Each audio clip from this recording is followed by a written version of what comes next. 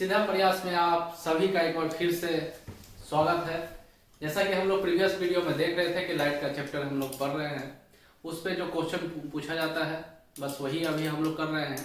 New session से हम लोग बेसिक स्टार्ट करेंगे। फिलहाल अभी हम लोग क्वेश्चन डिस्कस कर लेते हैं। जैसा कि आप लोग सबसे पहले क्या देखें, साइन कन्वेंशन।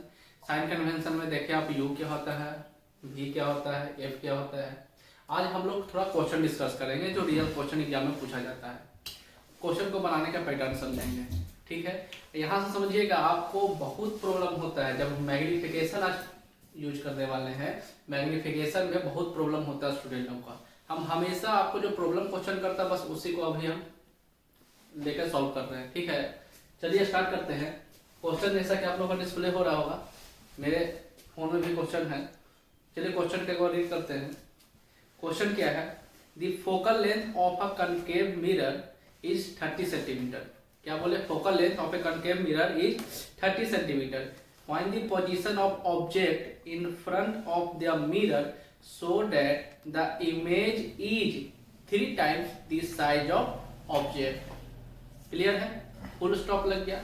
अब मेरे तरफ से लिख लीजिएगा, इफ इमेज इज रियल। इसमें कंडीशन नहीं दिया है, लेकिन हम आपको एक कंडीशन दे रहे हैं। क्या, if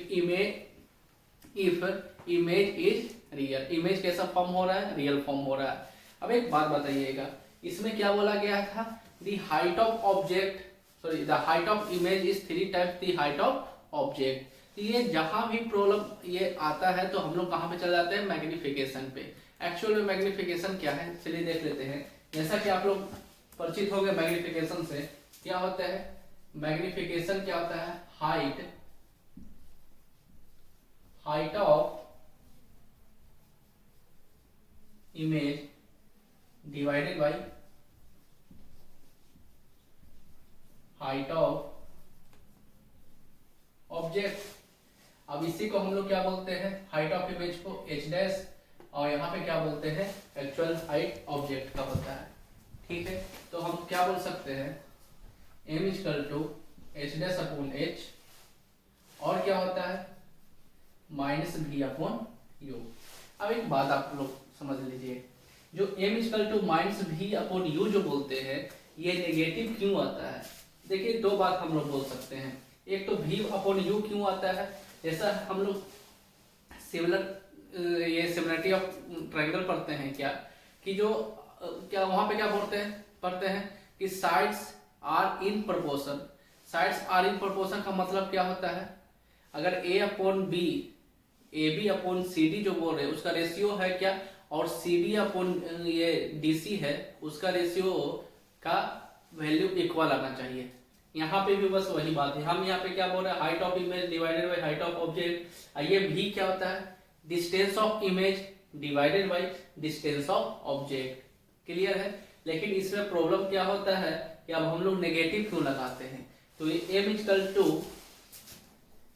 equal to minus v upon u अगर आपको जानना है तो प्लीज कमेंट कीजिएगा, तब हम आपको ये डिडक्ट करके बताएंगे कि m equal to minus v, minus क्यों आता है।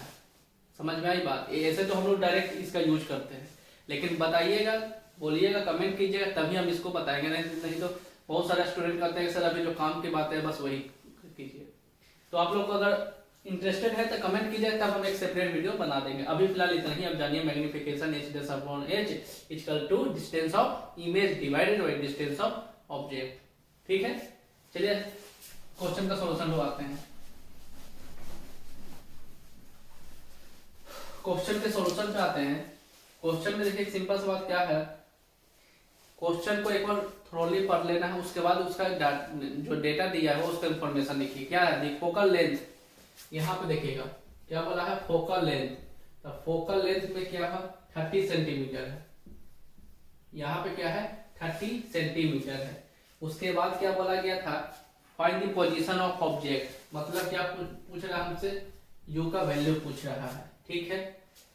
उसके बाद क्या बोला था, image is 3 times the size of object. अब एक बात समझिएगा, आप लोग कभी भी बुक वगैरह में सॉल्यूशन देखते हैं तो डायरेक्ट क्या लिखता है कि m इक्वल टू 3। जैसे यहाँ पे बोला गया था image is 3 times the size of object, direct आप मैग्निफिकेशन देखते हैं सॉल्यूशन में दिए हो रहता है m इक्वल टू 3। ये प्रॉब्लम हमेशा करता है मैग्निफिकेशन का, आप माने या ना माने बहुत सारे स्टूडेंट हैं इससे सफर करते हैं। इसीलिए देखिए सिंपल सी बात, एक बात आपको बतला देते हैं, इसका डायरेक्ट यूज हम m इक्वल टू 3 नहीं करेंगे। ठीक है, क्या बोला था, image is 3 times the size of object. बताइएगा एज क्या है, हाइट ऑफ ऑब्जेक्ट। तो हाइट, मेरा हाइट जो मेरा साइज है, तो देखिएगा हाइट जो ऑब्जेक्ट का उससे 3 टाइम्स बन रहा है। क्या बन रहा है, size of image. Size of height क्या है, सेम है। तो अब हम क्या बोल सकते हैं कि h upon h equal to क्या है, 3 है। एच अपॉन एच का रेशियो क्या होता है, m होता है। ये हो गया क्या आपका 3। बात आई समझ में। अब एक बात समझिएगा, मैग्निफिकेशन में m इक्वल टू क्या है, 3 है, प्लस है या माइनस है, ये कहां से हम लोग को मालूम चलता है। तो ये क्वेश्चन में आपको मेंशन रहेगा कि इमेज कैसा बन रहा है, रियल बन रहा है या वर्चुअल बन रहा है। तो नोट में लिख लीजिएगा, if image is real then magnification negative. Magnification क्या होता है, the value of magnification will be negative. और अगर इसी का वाइस वर्सा में क्या हो गया, if image is virtual, image form virtual, then the value of magnification will be positive. तो हम आपको कंडीशन में क्या दिए हुए हैं, कैसा इमेज बन रहा है, रियल इमेज बन रहा है। तो उस कंडीशन में m का वैल्यू m का वैल्यू क्या हो गया, नेगेटिव हो गया। m का वैल्यू क्या हो गया, -3 हो गया। क्लियर। अब एक बात बताइए, सिंपल सी बात है कि जब हम लोग साइन कन्वेंशन पढ़ रहे थे, उस कंडीशन में आप क्या समझे थे, u नेगेटिव होता है, v नेगेटिव होता है, f कब नेगेटिव होता है, क्यों। एक बात याद रखिएगा, u जो होते हैं ऑलवेज इन केस ऑफ, अभी हम लोग क्या पढ़ रहे हैं, कॉनकेव मिरर। तो लिख लीजिएगा नोट में कि u and f in case of A concave mirror always negative होते हैं। क्यों ऐसा हम बात बोल रहे हैं वो आप समझिएगा, ऐसा क्यों बात बोल रहे हैं बस उसे समझना है। देखिएगा कि हम लोग जो डिस्टेंस मेजर करते हैं पॉइंट का, वो कहां से होता है, पोल से, इधर से, और इंसिडेंस क्या होते हैं, इधर से। तो इंसिडेंस का डायरेक्शन का पॉजिटिव लिया गया है, ऐसे क्या लिया गया है, नेगेटिव डिस्टेंस लिया गया है। सिंपल सी बात है। तो यू ऑब्जेक्ट जो होगा वो हमेशा यही प्लेस होता है। एक कंडीशन एक ऐसा आता है जब एफ और पोल के बीच में भी ऑब्जेक्ट होता है, तो ऑब्जेक्ट का डिस्टेंस इस कंडीशन में भी क्या हो गया, नेगेटिव होगा। तो यू क्या हो गया, ऑलवेज, यू क्या हो गया, ऑलवेज नेगेटिव है in case of A concave mirror. आगे यू नेगेटिव होगा कि पॉजिटिव होगा, आगे हम लोग पढ़ेंगे। अभी फिलहाल यू क्या है, नेगेटिव है in case of A concave mirror. अब एफ क्या, क्यों नेगेटिव है, अब देखिएगा एफ का भी वैल्यू क्या है, एफ का वैल्यू के लिए भी हमें क्या अपोजिट डिस्टेंस, अपोजिट डायरेक्शन में आने पड़ रहा है विथ रिस्पेक्ट टू इंसिडेंस का। तो इसीलिए एफ जो है वो भी क्या होगा, ऑलवेज नेगेटिव होगा।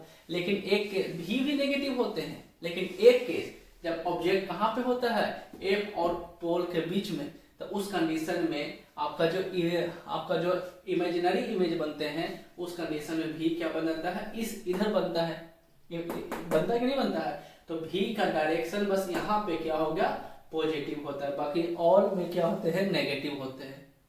क्लियर है बात, समझ में आई। तो लिख लीजिए नोट में करके कि एफ और you always negative in case of A concave mirror. Clear है। तो अब एक बात बताइए, m इक्वल टू क्या हो गया, -3, और m इक्वल टू और क्या जानते हैं, -v अपॉन u होता है। m equal to -3 equal to -v upon u। Negative negative cancel out हो गया, यहां से क्या हो गया, 3u इक्वल टू क्या है, v। v का कैसा वैल्यू है, 3u है। अब according to mirror formula, mirror formula क्या आता है, 1 upon f equal to 1 upon v plus 1 upon u। 1 upon f का वैल्यू क्या है, 30 सेंटीमीटर। तो u क्या पता है, नेगेटिव है, तो u क्या होगा, नेगेटिव होगा। अब बताइए यहाँ पे क्या लिखे, -30 इक्वल टू 1 अपॉन v का वैल्यू क्या हो गया, 3u हो गया है, प्लस 1 बाई क्या है, u है। यहाँ पे क्या होगा, 1/30 इक्वल टू क्या है, एलसीएम ले लीजिए। अब एक बात समझिएगा सर, 3u और u का एलसीएम क्या होगा, 3u होगा। क्यों, एक बात देखिए समझिएगा, 6 और 2 का एलसीएम क्या होगा, 6 होगा। क्यों, क्योंकि 6 का फैक्टर क्या है, 2 है। उसी तरह 3u का फैक्टर क्या है, u है। फैक्टर क्या होता है, जो इसको डिवाइड कर दे, तो बताइए ना, u कैंसिल आउट हो गया, रिमाइंडर क्या बचा, 3 बचा कि नहीं। यहाँ का एलसीएम क्या हो गया, 3u हो गया। बात आई समझ में? मतलब एक बात हम क्या समझा रहे हैं कि 2 इस 6 को डिवाइड कर पाएगा कि नहीं कर पाएगा, कर पाएगा कि नहीं कर पाएगा, बताइए, कर देता है। उसी तरह सिमिलरली 3u और u, जब u इसको डिवाइड करेगा तो 3 टाइम्स में क्या कर देगा, कैंसिल आउट कर देगा। तो कंप्लीटली जब कैंसिल आउट हो जाता है तो वही उसका एलसीएम हो जाएगा। 3u हो गया, ये दोनों को डिवाइड करेंगे, कितना बचा 1 को ऊपर से मल्टीप्लाई करेंगे, क्या बचा 1। यहाँ पे बताइए 3u क्या करेगा डिवाइड कितना टाइम्स में, 3 टाइम्स में, ऊपर में क्या मल्टीप्लाई करेंगे, क्या हो गया 3, क्या बचा बताइए तो 4/3u। अब बताइए 30 को कितना टाइम्स में कैंसिल आउट कर देगा, 10 टाइम्स में, तो 1/10 इक्वल टू क्या बचा 4/u है, u समझ। अब बताइए तो u इक्वल टू क्या हो गया, u इक्वल टू क्या हो गया -40 सेंटीमीटर। u का वैल्यू क्या हो गया -40 सेंटीमीटर। अब एक बात और सर समझ लीजिए कि अगर u का वैल्यू यहाँ पे पॉजिटिव आता तो आप 100% आप खुद जज कर पाते कि आपका क्वेश्चन सही है या गलत। अगर बताइए u का पॉजिटिव आ जाता तो आप क्या बताते, 200% गलत है क्वेश्चन जो बना रहे हैं आप। क्यों? क्योंकि in case of a concave mirror u कैसा आना चाहिए, नेगेटिव आना चाहिए। देखिए आया ना नेगेटिव, बताइए। और सिंपल सी बात है, अभी तो बोला गया है रियल इमेज, तो रियल इमेज में v का वैल्यू क्या होगा, नेगेटिव ही होगा। जब वर्चुअल इमेज बनता है तब ना v का वैल्यू पॉजिटिव होता है।